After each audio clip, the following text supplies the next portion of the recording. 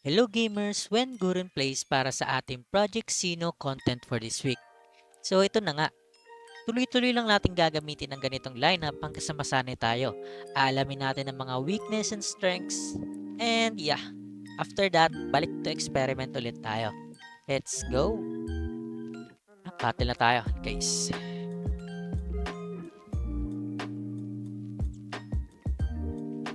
Okay, may 2 win streak tayo. And then yeah, binigyan na tayo ng Hikaru na NFT. Ewan kong Hikaru, kamukha niya kasi. Let's go!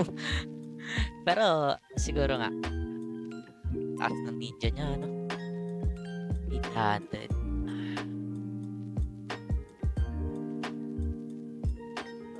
So, let's go, energy gain. Nag-summon siya, nako po. Wala tayong AOE for this. Napakapangit naman ng tinapat sa atin. Pero at least, malalaman natin kung saan tayo nanghihina, saan lineup tayo nanghihina. Mahirapan tayo dito. Wala tayong AOE.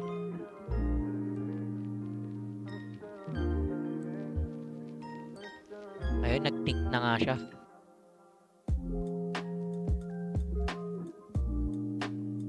Na AFK na ba, sir?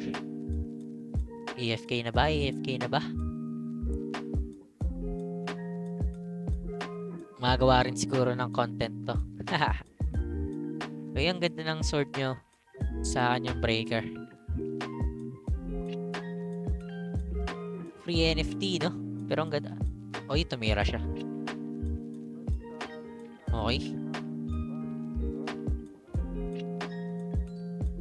Predator. Rising Dragon. Okay. Meditation. Dami niyang energy next turn. Yung kagandahan sa Samurai, mataas yung health at the same time may gain energy. And pwede rin siya pang offense. Pang offense, I mean. Ayun na nga.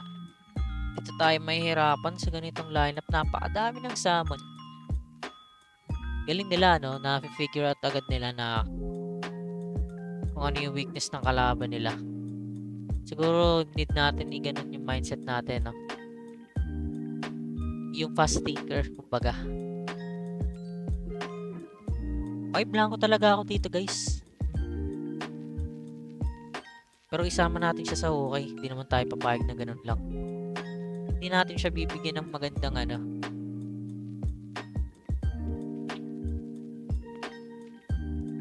Okay, Aegis.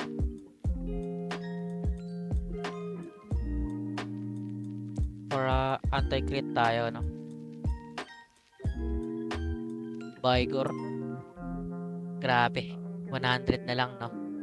Ko alam, Dati kasi ang taas niyan, eh. Naka-Vigor din yung samurai ko, eh. Blooming. Uy, grabe yung sword. Hindi nag-critical. Pero inubos buhay natin. Ano yun? GG sa tayo dito. Bigyan na natin sa kanya. Hanap pa ng kalaro mo, sir. Luging-lugi tayo, no? Surrender na natin. Hanap tayo yung sakto lang. Huwag naman. High level na yun, eh. Nakita nyo naman yung damage, di ba? Wala tayong kakainin sa galon. Ultimo, hindi na critical pero umabot ng 350 yung damage. Match lang sana. Mid-strike kasi tayo, eh.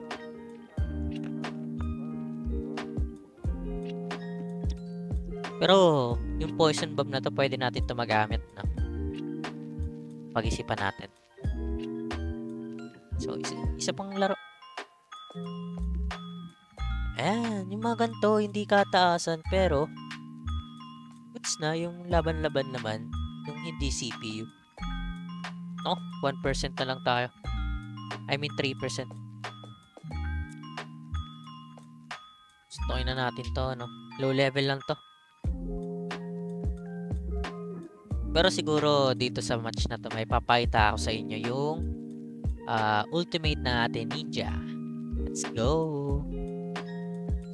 Okay, naka-conscious na ako sa ating battery percentage, no? Medyo malayo tayo sa saksakan. Shirdal. Wala pa tayong grappler skills pero babawasan na natin yan. Okay lang. May damage naman to kahit papaano. Ayun. Nag-void trust din siya. Sobrang popular na ng void trust, no? Napaka-site naman kasi talaga. Ayun yung mga ganyan lang. Ganyan damage lang. Hindi yung kanina. Hindi na nag-critical. Nasa 350 pa. Grabe naman yun, sir. So, gain energy muna tayo and lifesteal. Ayun lang. Mauna naman tayo.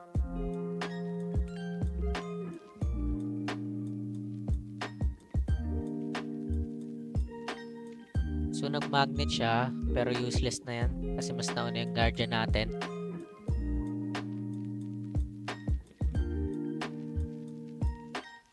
Ayun, patay na. 130% na yung special natin. Pero wala pa tayong... Okay, boost muna tayo ng skill. Uy, naku po, ito na yung sinasabi ko. Ito muna tayo sa saksaan. Sandali.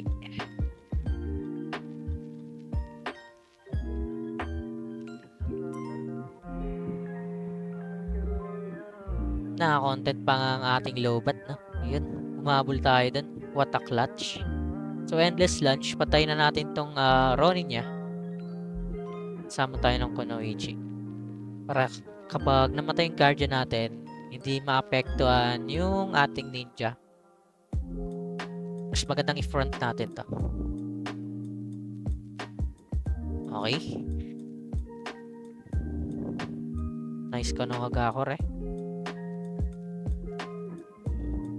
Kunoichi.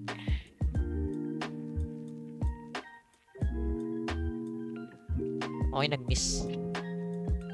Pero masait yung Gale kahit mababa yung level niyan. Diba?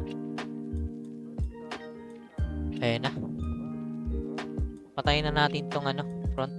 Pero next turn, magkakaroon na tayo ng ultimate.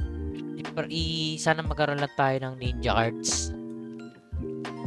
Kasi useless ang ating ultimate if wala tayong consecutive skills for that. Ay, grabe 2 skills lang. Huwag naman sana agad mamatay. So, okay, ito. Bakit naman? Low level kasi ito eh. Ay, wala pa ring ninja skills. Energy gain lang tayo. Prepare lang. Sana naman hindi niya mapatay, no? Yung ating ninja. Cheerdal.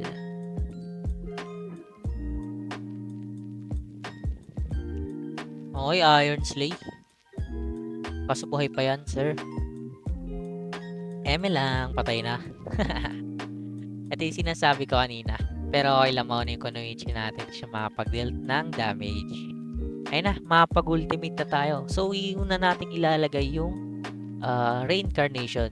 Then, susundan natin yung skills na dapat yung gusto ninyong maulit.